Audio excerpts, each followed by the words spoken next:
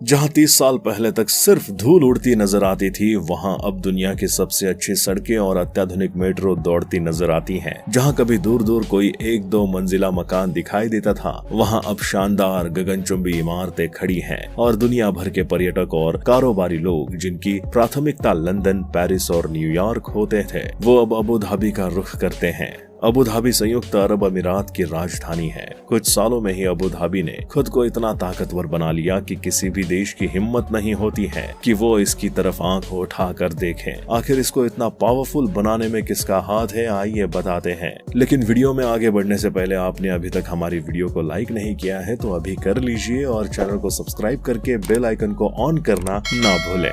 दोस्तों, जहां कभी जीवन यापन के लिए खजूर बीने जाते थे, मोती तलाशे जाते थे और ऊंटों की नस्लें पाली जाती थीं, वहां अब समूचे अरब प्रायद्वीप का सबसे बड़ा आर्ट म्यूजियम पेरिस के लवरे इन पेरिस और पेरिस के सोरबोन यूनिवर्सिटी की शाखा खुल गई है। आज वहां दुनिया की सबसे ऊंची इमारत, सबसे भव्य होटल, दुनिया की सबसे महंगी पेंटिंग और दुनिया के सबसे बड़े शॉपिंग सेंटर मौजूद हैं। अबू धाबी ने कई दशकों में बड़े पैमाने पर बदलाव किए हैं। ये परिवर्तन भव्य अनुपात में हुए हैं, जिससे अभूतपूर्व आर्थिक विकास हुआ है, जिसने अमीरात को तेजी से विकसित होते देखा है और अब ये एक विशाल महानगर है। ये सब संभव हो सकता है क्योंकि अबू धाबी के नेताओं ने प्रचुर तेल और प्राकृतिक गैस के भंडार के आधार पर विकास की कल्पना की और उसे ऑपरेटेड किया।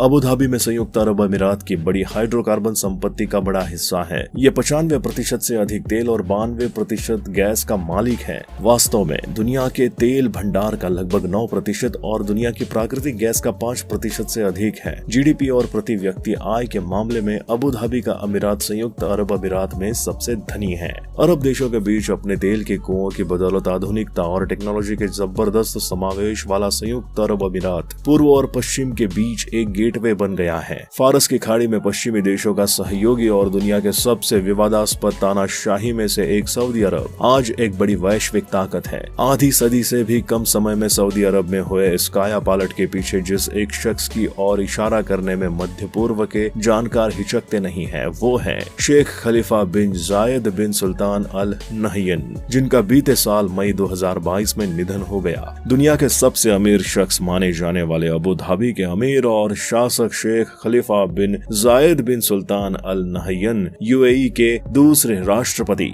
और विवादास्पद शख्स रहे हैं, जिन्होंने क्षेत्रीय विकास के बल पर दुनिया के नक्शे पर अपने देश की जगह बनाई। 2014 में स्ट्रोक का शिकार होने के बाद उन्होंने शासन का रूटीन काम छोड़ दिया था, लेकिन उनकी मौजूदगी हर जगह दिखती थी। उनकी तस्वीरें हर जगह दिखती रहीं, होटलों की लॉबी में, सरकारी दफ्तरों में और यहाँ तक कि दुकानों में भी। शासकीय काम की देखरेख बिना कोई आश्चर्य उनके भाई मोहम्मद बिन जायद बिन सुल्तान अल नहयन के हाथों में आ गई, जिनके बारे में माना जाता है कि वे पिछले दशक में अमीरात विदेश नीति के प्रमुख रहे। अब वे देश के राष्ट्रपति बन गए हैं। शेखों के इस राजवंश ने किस तरह एक कबायली राज्य से अपने देश को मध्य पूर्व का सबसे ताकतवर मुल्क बनाने में कामयाब हुआ, आइए इसकी कहानी बताते हैं आपको। 1960 के दशक के अंत में ब्रिटेन ने अपने उपनिवेशों में से अरब के प्रायद्वीपों को छोड़ना शुरू कर दिया था। एक सदी पहले अंग्रेज वहां तब आए थे जब वहां से गुजरने वाले मालवाहक जहाजों को कुछ लड़ाकू कबायली लूट लेते थे। उन पर नियंत्रण पाने के लिए ही अंग्रेज वहां आए थे। अंग्रेजों को वहां रहने में लाभ से ज्यादा खतरा दिखा तो उन्होंने मुल्क छोड़ दिया। इसके पीछे बड़ी वजह 6 अमीरातों के शेखों का आपसी मामलों के निपटारे और समन्वय के लिए एक परिषद के गठन का फैसला था। दिसंबर 1971 में ये सभी 6 अमीरात एकजुट हुए और एक नए अर्ध स्वायत्त देश संयुक्त अरब अमीरात का गठन किया।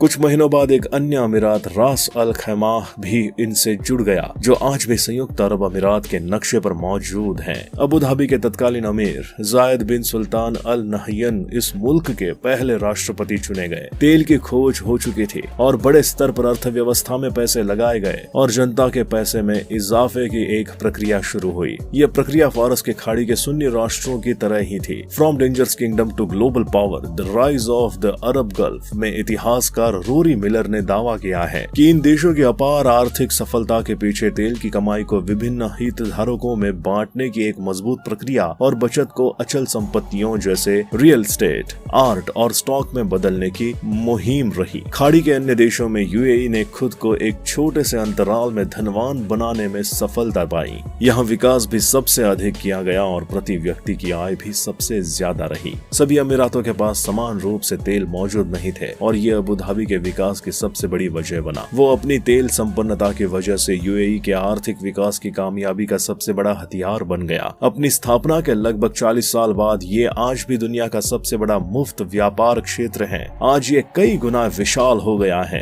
यह मध्य पूर्व का सबसे बड़ा बंदरगाह है। ये लगातार 24 साल मध्य पूर्व का सबसे बेहतरीन बंदरगाह भी रहा है। जल, वायु और जमीन के रास्ते जुड़ा ये बंदरगाह आज यूएई की अर्थव्यवस्था में बड़ा किरदार निभा रहा है। टैक्स में छूट, सीमा शुल्क में लाभ के साथ यहाँ विदेशी मालिकों के लिए छूट मौजूद है। अबू धाबी निवेश परिषद दुनिया की सबसे बड़ी सॉवरेन वेल्थ फंड में से एक है। सॉवरेन वेल्थ फंड इंस्टीट्यूट के अनुमानों के मुताबिक इसके पास $700 बिलियन का फंड है। अपने भाई की मौत से पहले मोहम्मद बिन जायद बिन सुल्तान अल नहयान जब उनकी छाया के पीछे थे, तब से ही उन्हें उस अरब नेता के रूप में देखा गया है जिन्होंने अपने देश के प्रभाव को दूर देशों तक फैलाने की पुरजोर कोशिश की है। संयुक्त अरब अमीरात यूरोप में अपनी सेना भेजने वाला पहला आधुनिक अरब राज्य है। 1999 में उन्होंने नेटो के समर्थन में कोसोवो में अपनी सेना भेजी थी। इसके बाद अफगानिस्तान आया। अमीरात की सेना ने वहाँ भी नेटो के साथ काम किया। फिर मिस्र में मुस्लिम ब्रदरहुड को कुचलने में किरदार निभाया और 2011 में मुअम्मर गद्दाफी के खिलाफ मिशन पर अपने युद्धक विमानों को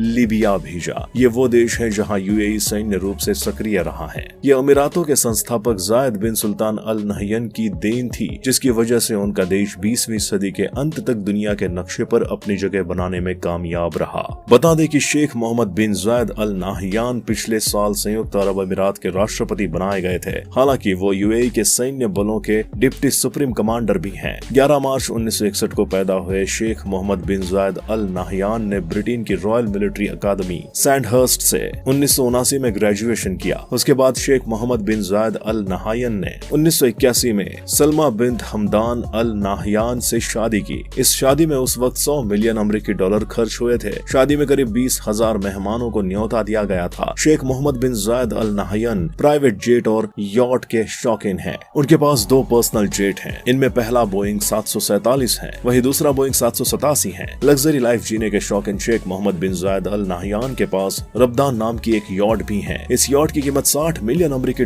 के आसपास है। साथ ही बता दें कि अबू धाबी में शेख जायद ग्रैंड मस्जिद दुनिया की सबसे बड़ी मस्जिदों में से एक है। खूबसूरत आधुनिक इस्लामिक वास्तुकला का निर्माण शेख जायद बिन सुल्तान अल नहयान ने अपने पिता की याद में किया था। मस्जिद में दुनिया का सबसे बड़ा कालीन होने का सम्मान है। फिलहाल आज की वीडियो में बस इतना ही। आपको हमारी ये वीडियो कैसे लगी नीचे कमेंट बॉक्स में जरूर बताएं। साथ ही वीडियो पसंद आई हो तो इसे लाइक करें, चैनल को सब्सक्राइब करके बेल आइकन दबाना ना भूलें।